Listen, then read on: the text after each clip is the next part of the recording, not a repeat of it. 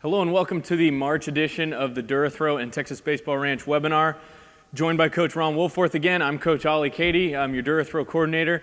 And today the topic is mindset on the mound, some processes that we can go through to really help you guys kind of hone in on what you've been working on. And, you know, because it's one thing to have a whole off season with a lot of guys are working on their skill. Sometimes mindset isn't at the forefront, but then you get into the game and you go, oh, wow, this is more than just my mechanics. This is more than just doing what my coach says. There's a lot of stuff going on. You turn on the scoreboard and things change, right? Yep, turn on the scoreboard and things change. And so today we're going to talk about a few different things, some experiences between Coach Woolforth and I, talk about some things that can really help. Use them if you would like, and we'll go from there. Yeah, it's about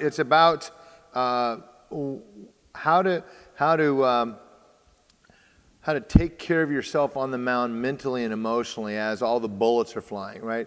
Because you're going to need some lifelines, and if you can create those habits, you can make it through. Because believe me, no one gets through those stuff unscathed, right? So we think this is going to be smooth sailing. Yeah, well, as my father used to say, the other team practices too. Yeah, so it's going to be, right? There's going to be some rough patches as we go through. And it's the old basketball analogy. The other team is going to make a run.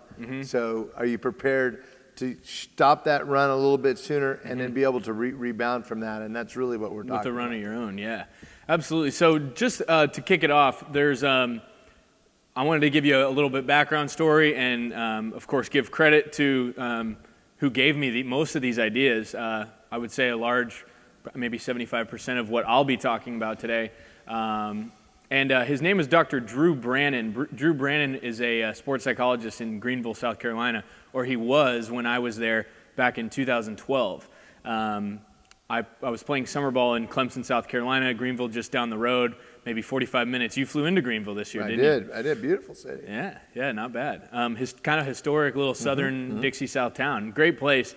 But the reason I went to see Dr. Brannon was because after a junior year that didn't go so well in college, I had a summer ball year, a summer ball season for the Clemson Chaos was our name, Clemson Chaos, Carolina, and I didn't have a great junior spring, so I thought, okay, let's go into the summer and let's kick ass. Let's right the ship, yeah. Yeah, let's dominate this summer, put my name back in the mix, that sort of thing for pro ball, or just have some confidence going into my senior year. So I get to Clemson, get the uniform. We got our apartment. We're having a great time. We had I think we were there 5 days before the season started. So we have this little mini preseason where I pitched pretty good in the inter-squad game that I threw in. Everyone's meeting each other. We're having a great time. So it's looking up. It's looking up. I mean, I'm about ready to have the best summer of my life, right? And so I was our going in. I was our number 2 starter going into it started on a Friday. So I was a Saturday guy. And I went out and absolutely crapped the bed my first Saturday. I remember that start was in Asheville, North Carolina. And we go up. It's a little mountain town, beautiful, beautiful little park. And I'm having a great time. I'm warming up. And then kind of the nerves set in. I'm like, oh, wow, everyone's expecting a lot out of me. I'm like the leader, off the field. And here it comes, right? And I mean, I literally, Ron, I put up, I think, 6 or 7 runs in 2 innings of work. Most were due to lack of command, and that's where a lot of people go, oh my gosh, my mechanics or whatever. I well knew that it wasn't anything going on with what I was doing delivery-wise or what I was doing. It was no different. It wasn't physical is what you're saying. To me, it wasn't physical, right? And so I was like, oh, man. It was a physical manifestation, but it wasn't created primarily physical. Yeah, it came from something else. And I think what started was I was a Division II guy, Ron, and all of a sudden, I see this Asheville team, and they've got a guy from, UNC Wilmington, UNC Asheville, Coastal Carolina. You've got these Carolina teams. North Carolina. All these guys, and I'm looking at this lineup we're playing. I'm like, oh. Everyone did Division I. Yeah, I mean, half of it was. I don't belong here, right? Almost do I belong here? That's am I gonna do okay here? Right. And so. And so then, that happened. I came out, and then the next week, really the same type of thing. I think I gave up 3 or 4 runs, but it was like a first inning thing, and I got out of there pretty quick. So my first 2 outings were atrocious. I think I had given up 7 or 9 earned runs and like 4 innings pitched, Right. something like that. And of course, the ERA is huge. And so I'm freaking out, and a couple people that are still, my biggest supporters, my family, my parents, and I just told them what had happened. They had watched one on the thing, and they knew what was going on, of course. And so my mom did some research, and she found Dr. Drew Brannon in Greenville, South Carolina. She set up the appointment for me. It was like $260 for the hour. It was an hour-long consultation. I think I gave my parents' credit card to him for like close to $300. But it was it was definitely the biggest hour of the summer. What happened after that was my season completely turned around because I actually had something going in. He giggled at me 3 or 4 times as he kind of asked like about what I do and what are the things and what do I think about. He kind of laughed and he said right off the bat, dude, you suffer from really bad preparation in your mind and you suffer from bad performance anxiety and you're worried about failing all the time. And I'm like, well, yeah, you're right. Yeah. So after that, we came up with a few ideas. And that's probably caused a little bit by the junior year, right? Yeah. Because, it just kind of added to, and it just kept getting that added to and added to. And a lot of people listening have got that. They start out okay, and then it starts out just small, and then pretty soon it just builds, and pretty soon you don't think you can tie your shoe or get a fork in your mouth, right? You really doubt about everything. Right. And so the very first thing we had to come up with, Ron, and this goes so close, and it is really exactly like what we talk about. And he talked about creating a pregame process and this was the first time I ever heard it, and this was a year before I came to the ranch. He asked me, he said, what do you do pregame? You're a starter, what do you do? And I was like, I kind of beat around the bush. And he said, dude, you do something different every freaking time. And I was like, wow, yeah, I guess. He goes, why would you do that? And I'm like, I don't know. He goes, you need a routine, the exact same routine so that your body and your emotional state is prepared for what you're about to do. Because he goes, every time you step on the mound, your body and your mind is now surprised you're in this because you're doing something different. And now we're in panic mode. Yes, and he goes, pick out, and he kind of got, surface, and he goes, pick out, get your favorite Gatorade, have it set up, be that guy where no one messes with your process. Don't let anyone veer you off your process. This is you, right? You're the starting pitcher. No one should veer you off your process. So he said, come up with that. So we sat for the first 10, 15 minutes, was just coming up with my preparation, my warm-up. And of course, most of the ranch guys know how important that is, the arm care thing and the preparation. And then he talked a little bit about bullpen. Well, I'm going to stop you right there because not only is that physical, but that's also mental and emotional, meaning that when you're going through the process, when you're going through your routine, now you've kept your emotions in check because the body's been here before. The brain has been here before, right? And there's an old saying that, I don't know if you read the Kershaw article that I sent you, but it's the same thing. You don't get in his way game time. They say he's the best teammate the other 6 days of the week, but when he's pitching, you don't mess with him. You don't talk to him. You don't even get in his way. Right. Because no one messes with his routine, right? Because he knows what is it going to take for him to be at his best. And so that doesn't mean it's a guarantee of success. It just means it guarantees you your best chance. And if you're doing something different every day, man, your anxiety is going to be pretty intense. One thing I've always admired you about, just from your stories, and sometimes when we deal with certain guys here, and you kind of say, well, you've got the strong mentality, and I don't know if you ever had it naturally, you worked on it when you were young, but just as a competitor, and a guy who, we talk about the foxhole guy and that sort of thing.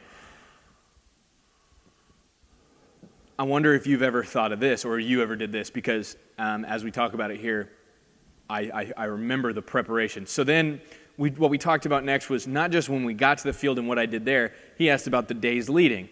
Right. And I said, okay, well, and he's like, I'm not so much worried about what you do physically, your process there, because it's too far away. That's what he said.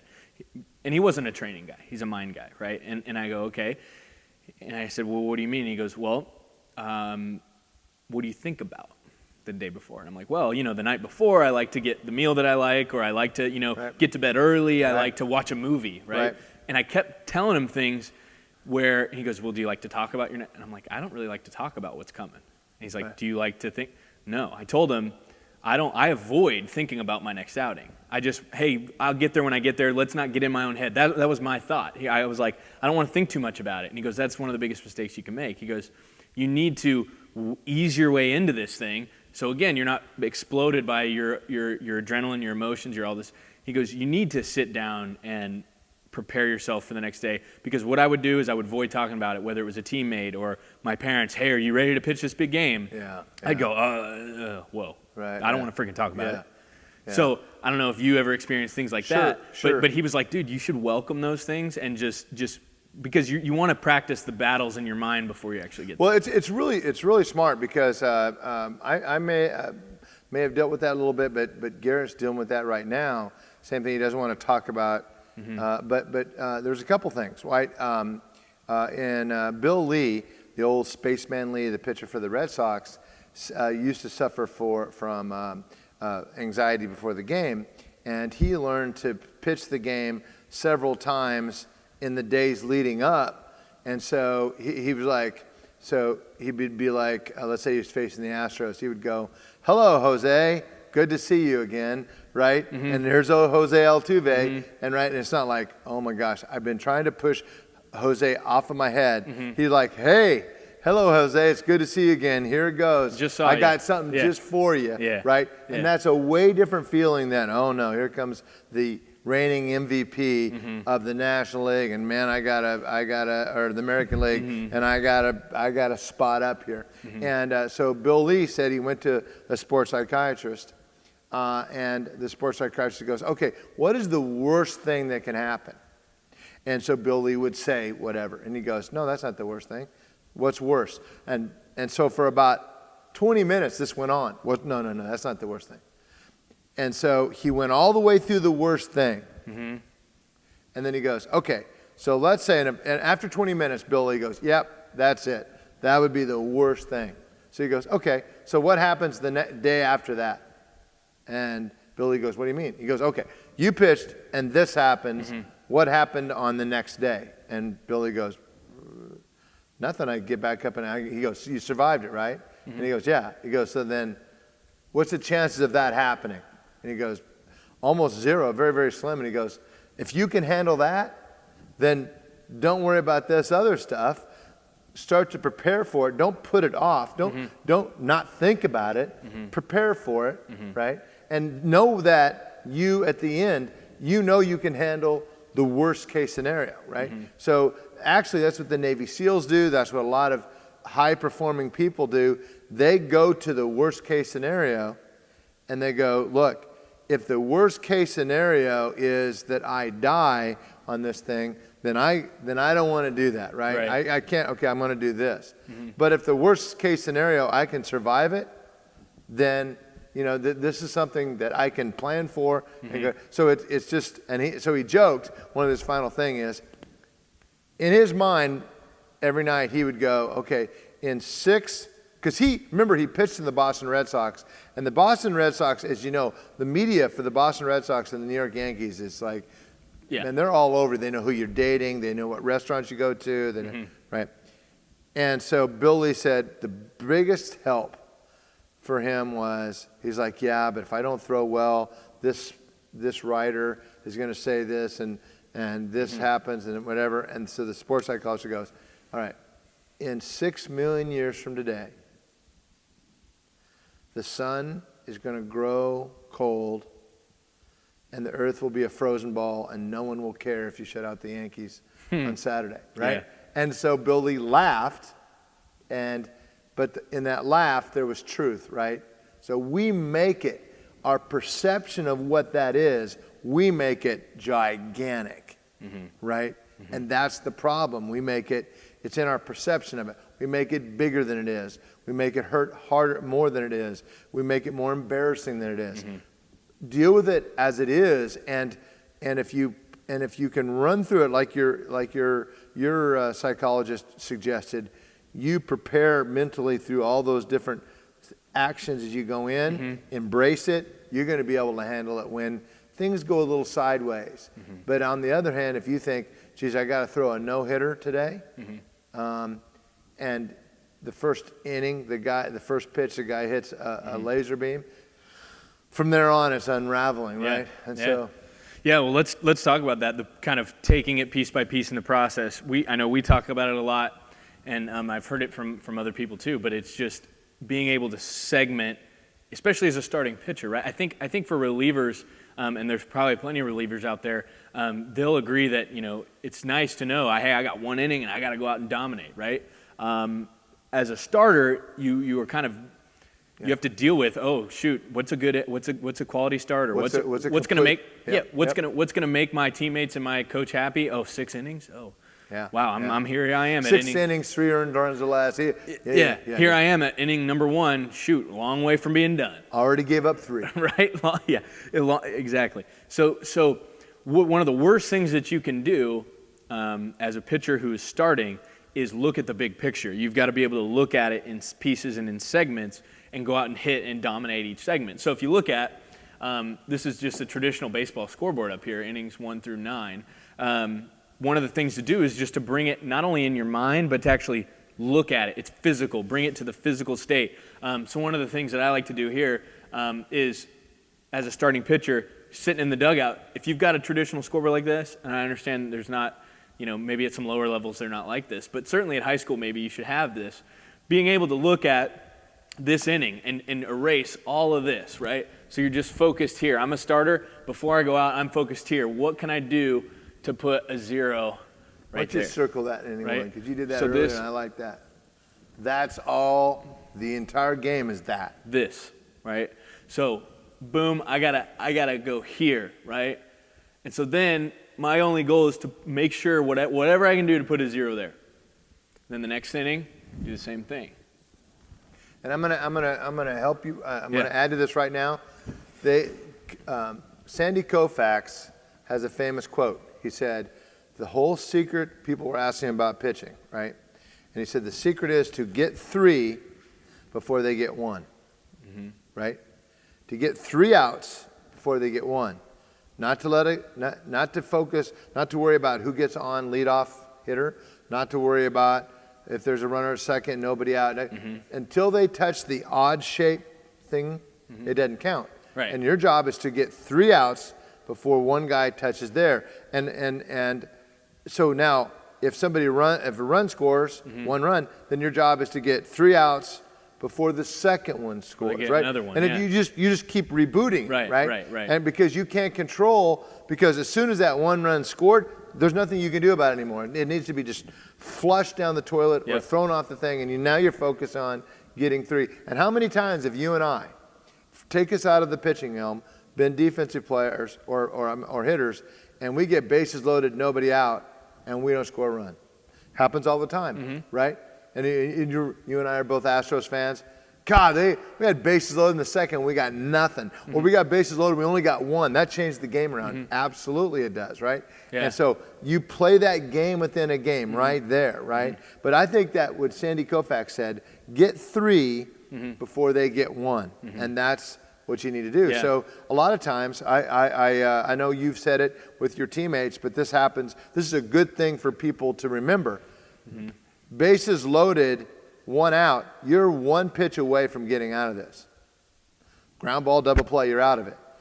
Instead of, oh my gosh, look at the mess I'm in. This is going to be so hard to get out of. 1 pitch away from getting out of this thing, right? And that's how you have to view it. You compartmentalize it, you pull it into there. And like you said, if you put enough of those up, you're in the 5th inning, and you've thrown a pretty good game. Right. And by the way, this one of the worst things that you can have is this a quality start crap, because what it does is it confuses people and starts to get you to look macro instead of micro, and because you can't control always the macro, you can control the micro all the time. It's in with you much better. You have a much better control of that.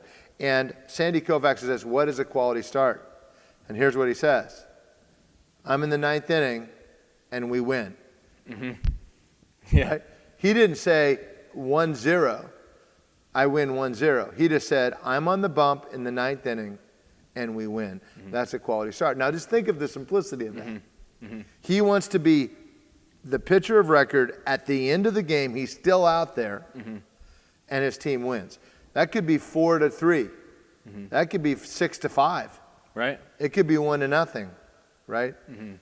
And we win. He didn't say, quality start is only give up 1 earned run, but we got beat 2-1, and that's he never viewed it that way. Right. He viewed it as, I think success is I'm going to be out there, I'm going to be still on the mound, and we win. Now I think that is really what you're kind of talking about. It's just one piece at a time, one piece at a time. Yep, one piece at a time. And let's say you get here, right? Okay, we're 0-0, and something awful happens. Okay, that's a joke, right? We put 3 there. Okay, double play isn't made. 2 guys get on. You got squeezed, and then a guy hits a bomb. Okay, so now it's 3. What most people would do is go, okay, crap. I need to have to get back to where I was. Look how good I was going. To get back to where I was, I got to go down. I got to go to here, and I got to be zeros all the way through. Because now it's not just 0, 0, 0. It is 0, right? And now you're compartmentalizing 3 innings at a time. And you don't have control. You only have control of 1 at a time. Or I mean, the opportunity even influence 1 at a time. Right. And so now, okay, so 3 goes up. Who cares? Right. Now we're back to this, and then you go here, and then okay, perfect. We're back to this, and then you go here. Okay. Starting to getting close to whatever. One more time. I'm there. Shoot, that's a pretty darn good game. You know, and I got to tell you a famous story that, as you know, I'm a big Greg Maddux fan, and growing up, I got the TBS, and we got to see the Atlanta Braves all the time. And so Greg Maddux, I grew up watching Greg Maddux and Glavine and Smoltz. And I don't mean growing up, I was a little older. I'm not that young. But anyhow, Greg Maddux was always a big one of my more favorite pitchers. Well, I was in San Diego one day doing a coach's thing, and Greg Maddux was at the tail end of his career, and he's pitching in San Diego. And I'm like, unbelievable. I get to go see my favorite pitcher, and because I got to watch Nolan Ryan throw when I was at Sam Houston State. We'd go down and watch Nolan Ryan. I got to watch Nolan Ryan multiple times when he was an Astro. So my 2 favorite pitchers of all time are Nolan Ryan and Greg Maddux. And so I get there, and I go in San Diego. I don't know if I've ever told you the story. In the very first inning, it was a single, an error, and then Klusko hits a bomb, and Greg Maddux is down 3-0 in the first inning. And I go, how unlucky am I? I'm going to watch Greg, and Greg's not going to make it through the 4th. And I spent some good money. I got all the way down, and now at that point it wasn't hard to get Padre tickets because they weren't very, but anyhow, I got great tickets, probably $150 for the game, and I'm like, I was already starting to feel bad for myself because I didn't think Maddux was going to last, right? 9th inning, complete game. He wins 4-3, 110 pitches. That was it. It was 3-0, 0-0, 0-0, 0-0, win 4-3. There is no doubt Greg Maddux did exactly what you did because he was like, okay, next. What I have control over is this inning, 0. That's what I got. None, right? And then the next inning, okay, you're not getting any more, right? Yeah. And you put that back, and the Braves scored 1 in the 3rd, and then they scored 1 in the 5th, and then they scored 1 in the 7th, then they scored 1 in the 8th, right? Right? And that's what happened. He kept those guys in, right? And he just kept making. And so they interviewed him after the game, and he goes, "I just kept making pitches." Yep. And I think that's exactly what the best do. Yeah. Right? Yep. And so you kind of before off camera you kind of had used the hitting analogy you used off camera was awesome, and you can easily parallel that. But why don't you just talk about winning the one the bat at bat you were telling me about? Right. In case I talk to Garrett about this all the time, is that a lot of times, just like pitching, I want to throw a shutout today. So I'm thinking about 7 or 9 zeros in a row. And sometimes when we're hitting, we're thinking about going 3 for 5 or 4 for 5 and 5 for 5, right? And so I'm going to really have a good day, right? So if you think about it, if I said, you have a good day, you'd go, yeah, I was 3 for 5. That's a good day, right? Yeah. So what happens when you go 0 for the first 3, right? It's impossible for you to have a good day the rest of the day based on just what I said. It's very unlikely that you now have a good day and you went 0 for 3 in the first 3, right? So here's what I say to Garrett, and we've been working on this, and he's been internalizing it. But I would say, and I actually, this is not mine. I heard this from Derek Jeter one time. I talked about it. He said, a major league player will win one at bat per game that they will really make a difference on. And what that means is, here's how all the ways you can make a difference. Mm-hmm. You could lead off the inning with a double, and now you're in scoring position with nobody out. That's a big thing. In a tight ball game, that's a big thing. Mm-hmm. So an extra base hit with nobody on. Sometimes it's just getting on base against somebody that's really dominant, mm-hmm. and you just lead off the inning by getting on mm-hmm. base, right? That could be an important thing.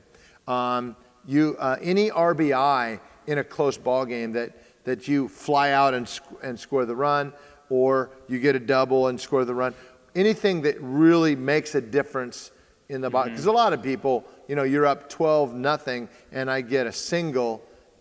Yeah. Right. That's not an at bat. That changes things. Mm-hmm. So Derek Jeter said, we want to change the game in one at bat. Okay. And so what we try to get on G is, you want to do that. Now, a lot of people are like, well, wouldn't that be a problem what happens if you get a big at bat? What happens if you hit a home run in your first at bat? Are you then done? No, then you reconfigure it and you go, I'm going to get one more good at bat for the rest of the game. Right.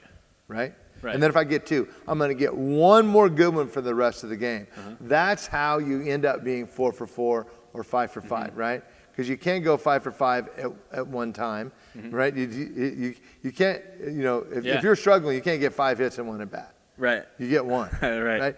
And so I think in our mind we all try to catch up. It's kind of like gamblers, where a gambler gets in trouble. I'm going to win back all this in one, sure. right? That's where they get in trouble. Yeah, exactly. Right? So what that means is, here's why this is such a good thing. In life, in a game, there's a lot of times you went 0 for 1, 0 for 2, 0 for 3, 0 for 4. And if you have the only way that you have your rule, I'm a good hitter if I'm hitting 300. Okay? A lot of people have that. Good hitters hit 300. I've heard it multiple times, and unfortunately a lot of times by coaches. Well, you know what? If you play in this level, if you're not hitting 300, you're not a very good hitter. How many times have you heard that, mm-hmm. right? Mm-hmm. So you hear that so many times, and you just accept that, right? Or the same thing. I got an ERA of under 3. If you're a good pitcher, you go, well, I give up 300 runs in the first inning. I'd have to go extra innings to get that thing under 3. Yeah. Right? Right. I'm in trouble. Right. So what you say is, that is a terrible way of looking at it. You want to make a difference in one at bat. So let's say you're 3 at bats. And I use this analogy for Garrett all the time. You went 4 at bats and you've struck out every time. That's a terrible day, right? But if your goal is only 1 at bat and you get the 5th at bat, mm-hmm. and now you make a difference maker, you hit a ball in the gap and the run scores and you win the ball game, mm-hmm. that is why you focus on one. Just win 1 at bat mm-hmm. big. Make it be a difference maker in 1 at bat. And if you do that, you're going to be much better off over the whole thing. So what you do is, in essence, you stay present, mm-hmm. right? You're not in the back in the history like, man, I gave up 3 runs in the second. God, I can't believe that guy blew that ground ball, or I can't believe it got squeezed. It's ancient history, right? Mm-hmm. Man, I gotta make it through the 9th, mm-hmm. or my ERA is going to be bad. That's way too far out in front. Mm-hmm. I need to stay in the present, and that's what I'm going to win 1 at bat, and then I'm going to win 1 at bat, and then I'm going to win 1. I'm going to win 1 inning. I'm going to put a 0 mm-hmm. in 1 inning. It's this exact same mentality or thought process. Yeah.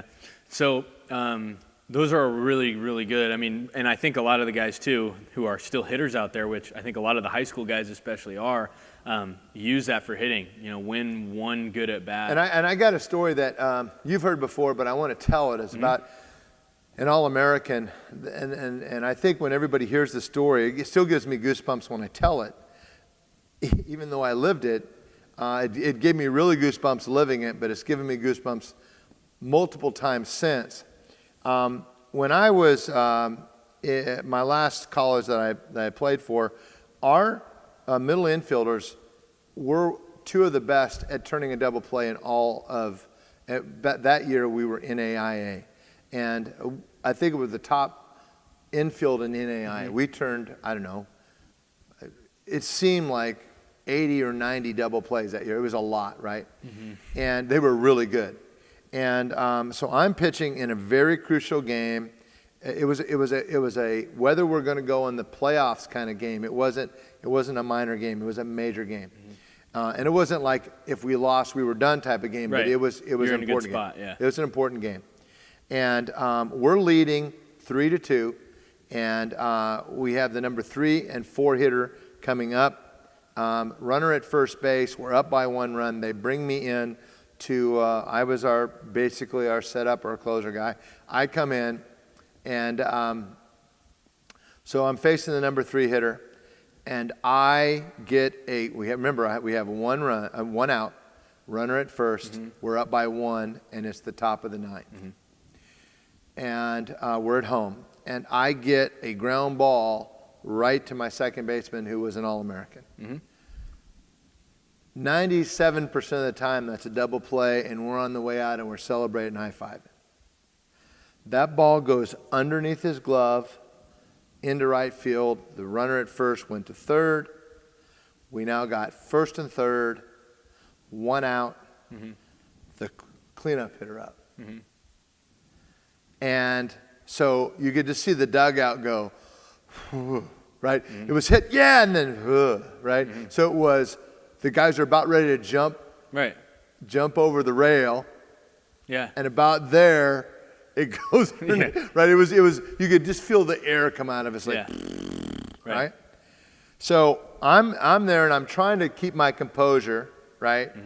And I'm digging at the, pawing at the dirt, waiting for the ball to come in. And he had the ball, and he got the ball. He called for the ball. And so the right fielder throws in the ball, and he comes running into me, and I remember this to the day I die, and it'll give me some chills. He said, "Hey, Ronnie, that's on me. That is on me." He goes, and he's looking at me, and he goes, "You got to stay with me here. We're going to be okay. We'll get this back." No, I'm sorry. It was first and third, and the run scored and tied the ball game up. I'm sorry. First and third, we were up by 1. Run scored. That guy went to third. Now it's tie ball game. Now we're first and third. Okay, so it's tie ball game. He goes, "Hey, we'll get that back. We'll get that back. Stay with me here. We're going to get through this." That's my bad. So I go back, and I'm just like, okay, easy for you to say, right? Yeah. Right. But he was a good leader and a good person, and I appreciated the sentiment, right? He goes back to second base. 2 pitches later, I kind of hang a slider, and the cleanup hitter's left-handed, and he crushes one between first and second, and our second baseman full out dives, leaves vertical, snags the ball, snow cone, gets up to his knees, doubles the guy off first base. We're out of the inning. Well, you know baseball, who's leading off the next inning? The second baseman, right? Happens all the time. I think that's why baseball is God's favorite sport, right? That's how that works. He leads off the 9th inning. First pitch, fastball, see ya, walk off. Now, here's why this is big. The average human being, a guy that really prides himself in defense, knows that ground ball he got was a double play ball, and he might have just cost his team the win, and just might have cost his team the postseason. It's possible. Yet, because that's all true, but he didn't think about that. You know what he thought about? Me. Making sure that I stayed, that I was focused, right? Now, you tell me, if he drops his head just a little bit, does he make that play the very next?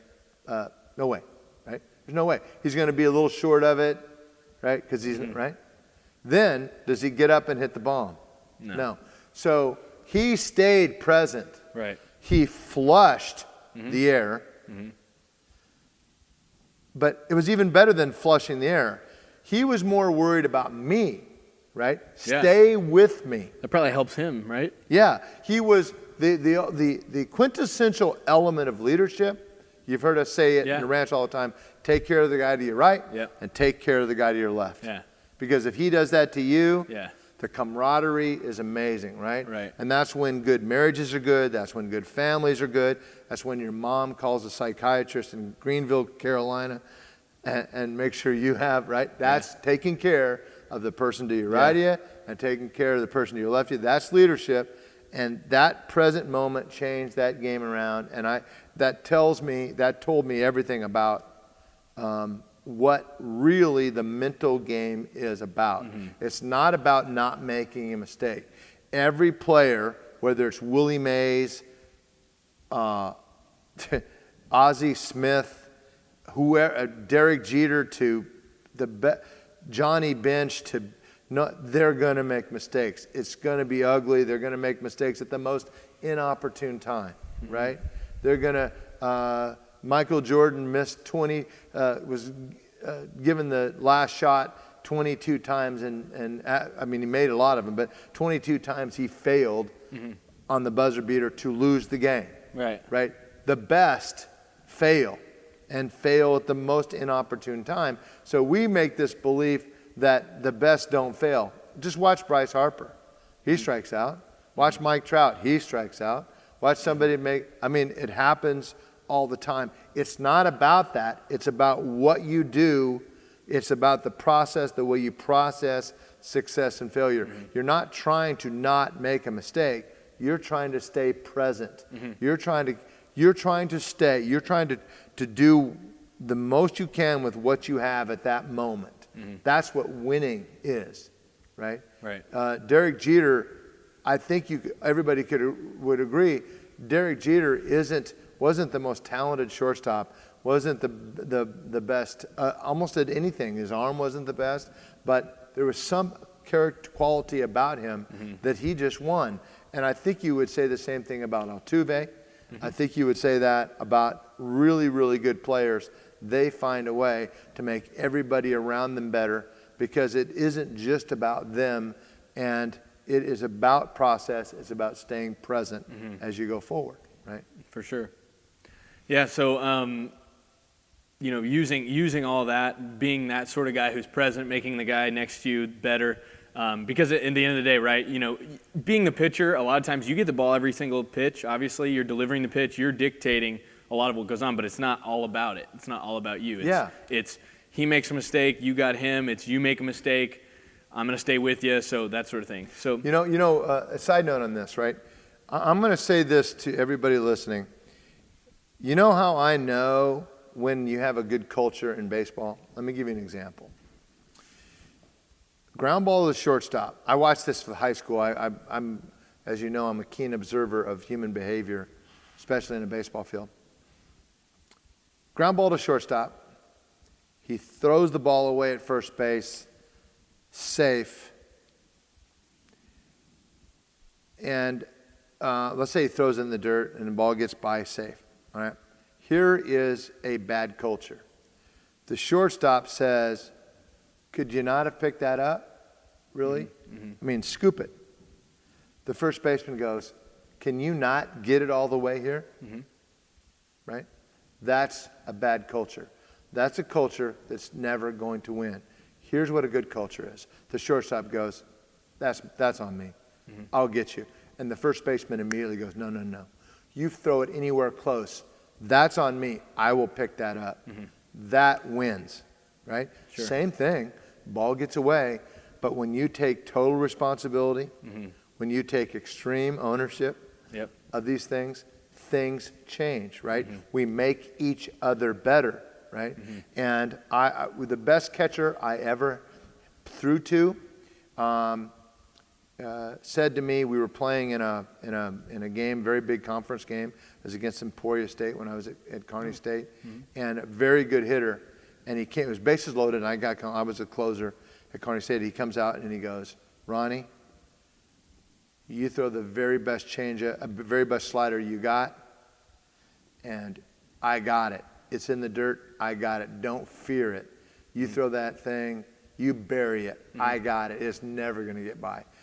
And of course, I didn't bury it, But man, I felt completely comfortable when I threw it, and it's wow. But if I'm like, oh man, I hope that didn't get away, right? Then you hang it, yeah. And then so you got catchers going, you know what? I got beat up by you guys today, right?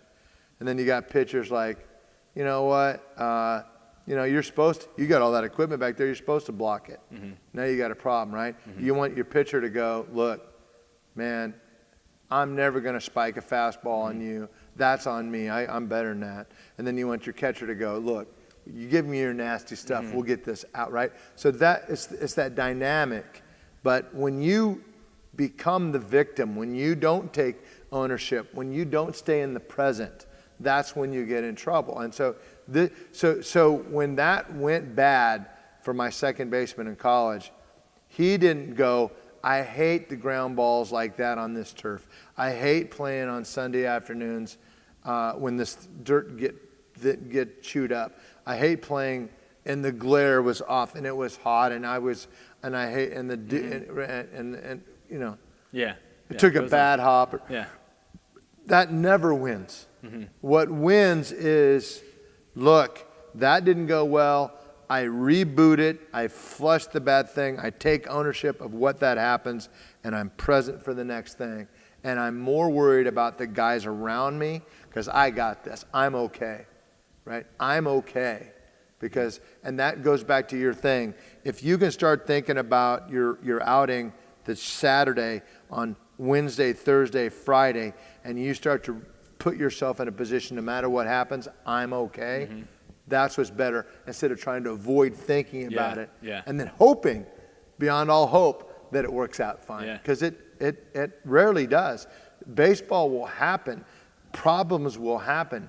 That's the reason most businesses fail. 80% of all startup businesses fail because they have these pie-in-the-sky projections, and it never works out that way, right? And then they're disappointed when that happens. And so it's a life skill that we're trying to teach these guys. Right? Yeah, it is. And so the last thing that I want to leave you guys with is kind of so we've got the innings, right? And then we've got hitter by hitter because, because even within each inning, it goes even a step further, right? And so one thing that always helped me, just to bring it back down to earth, right? Instead of, oh, here comes the three-hole hitter, to make it like a me versus you. And one thing I always like to do was just look the guy in the eye, right? Look at him in the eyes, and just look at him in the face. Because sometimes, when it's the best hitter, or you got all these things, and you think, oh my gosh, and I remember always just, okay, insert next hitter, right? And so all of a sudden it was you versus an entire lineup, or you versus an entire inning. Oh crap, I got to get out 3, 4, 5, whatever. If you can watch them as they approach the plate, a lot of times you can find things to feed off of. You always got to find things to help fuel your fire, right? If it's always just, hey, I got nothing out here, it's just me, you got to be able to find things to feed off of, whether it's fear, or the other guy has fear, or the other guy is not so sure, or he's, right? A lot of times as he comes up, you can find things in his face that are really telling for you. Ever since I started doing that, it was very rare to have a guy come up and, man, he looked mean, and to dominate my emotions. It just didn't happen.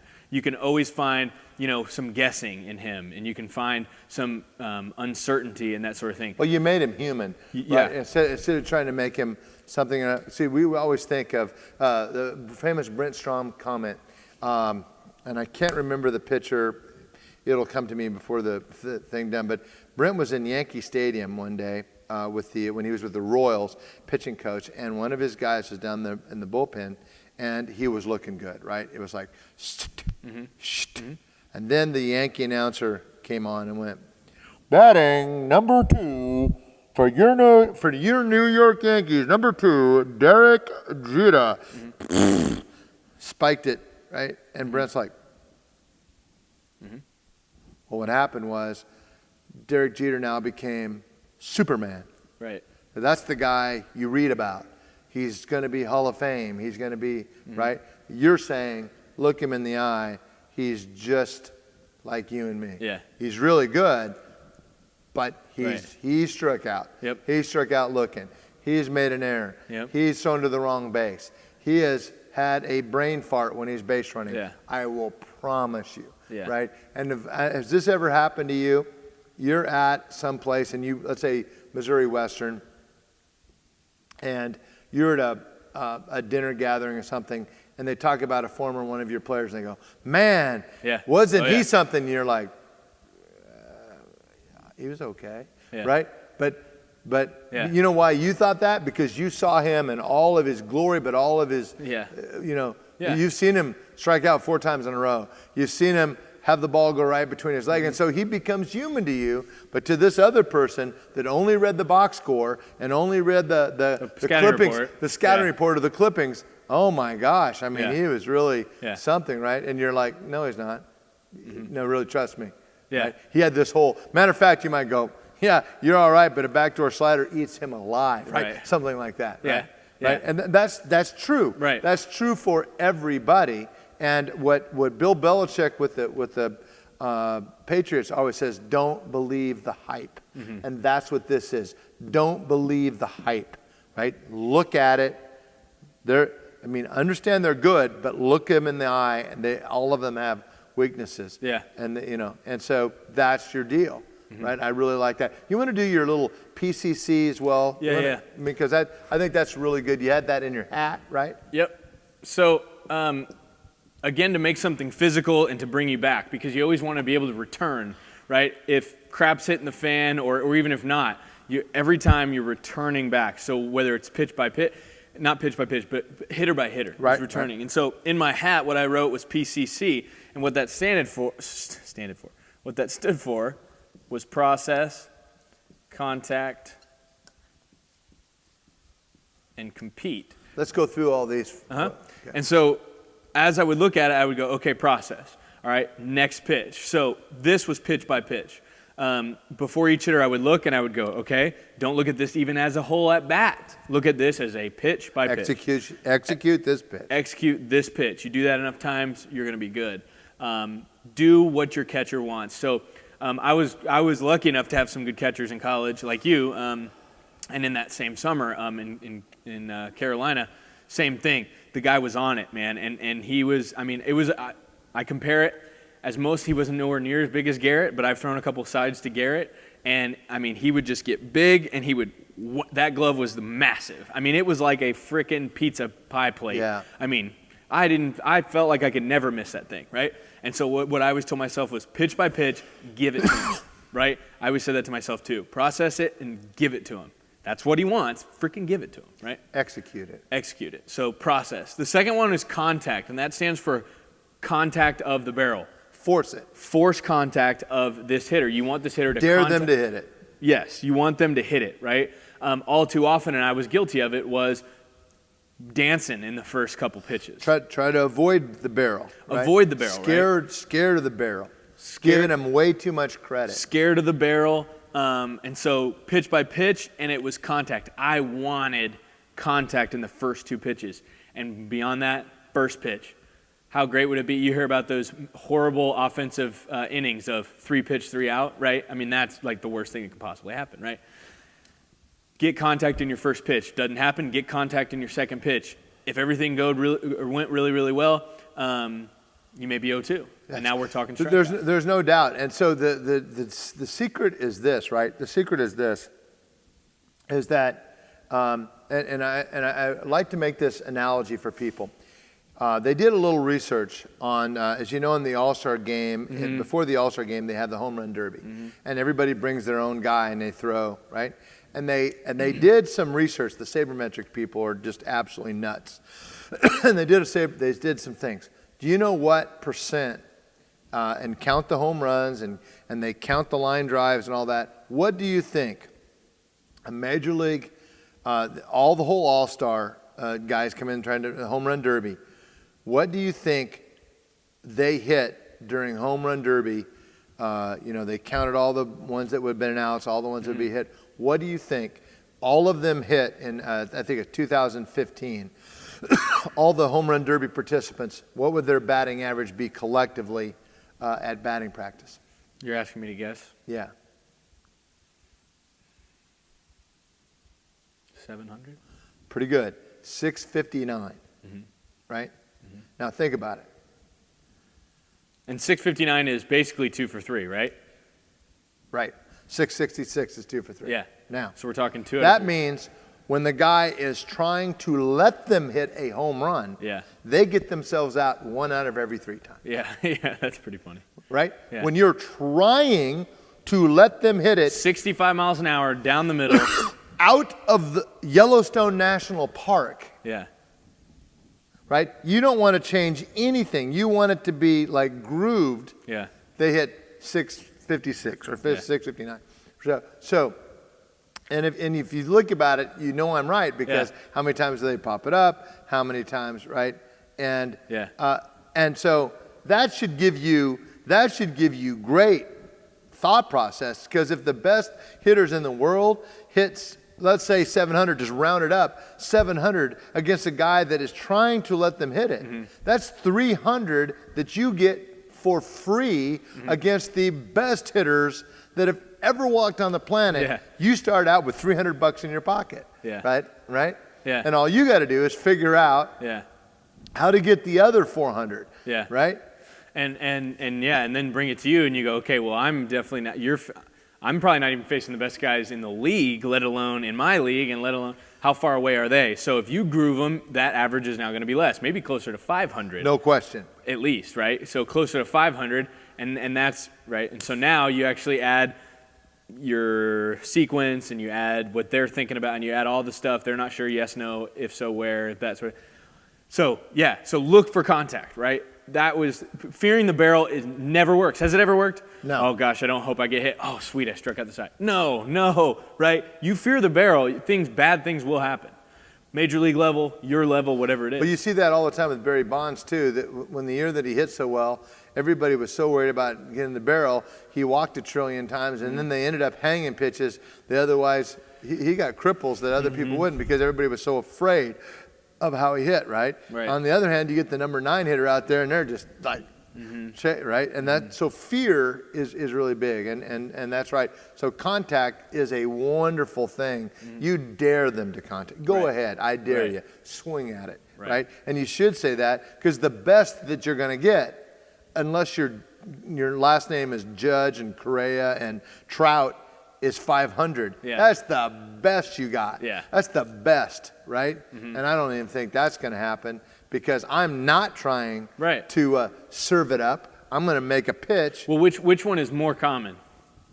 You watch a lot of college baseball. Which one is more common?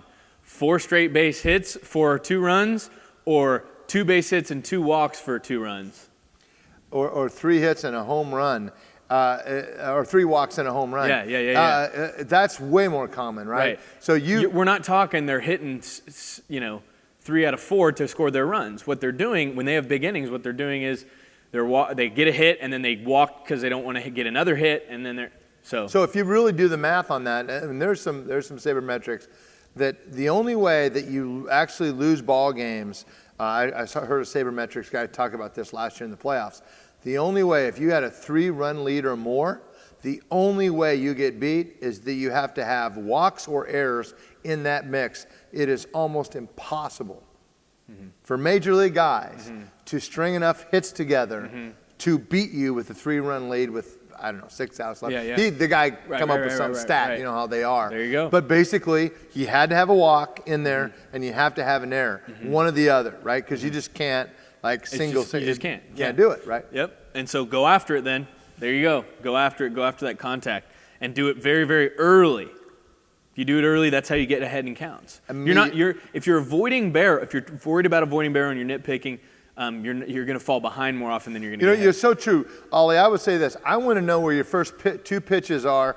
I don't even care what the rest of the at-bat is. If you're really a high percent of strikes in the first 2 pitches, we're good. Yeah. I don't even, what are people batting against you when you're 3-2? I care what percent of strikes are you throwing in your first 2 pitches, right? And I want it above 75%. And if you can do that, you're going to be successful, period. And then the last one was just reminding me to compete, and it was trying to bring back the competitive vibe of that. And again, it was kind of like this, but it was just you versus him. It's not you versus the 3 guys behind him. It's not you versus, what that says is compete. So I would always look at my hat. Every batter, out, base hit, I'm getting the ball back. I would take my hat off, wipe the sweat. I'd look at it, PCC, and I actually wrote it out. PCC big, and then process, contact, compete. I'd go process, okay, next pitch, let's go 0-1 on this guy, or let's put him in play. 0-1 or put him in play, pitch by pitch, and then screw this guy, let's compete with him. You know, right. Me versus him.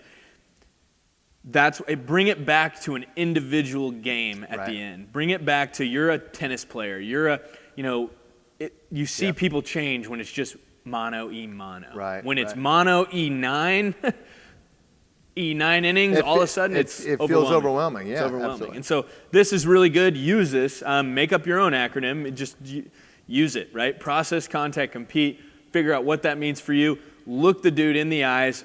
Bring him back to reality. He's not Superman. Feed off of what you see in him and in his face. And then split it up inning by inning. Look at the scoreboard. Tell yourself, I'm putting a 0 there. That's done. I'm putting a 0 there. Don't look at this thing as a whole, because you're going to get in some major trouble if you try to do that. Be the dude that's looking next to you, helping the guy on your left, helping the guy on your right.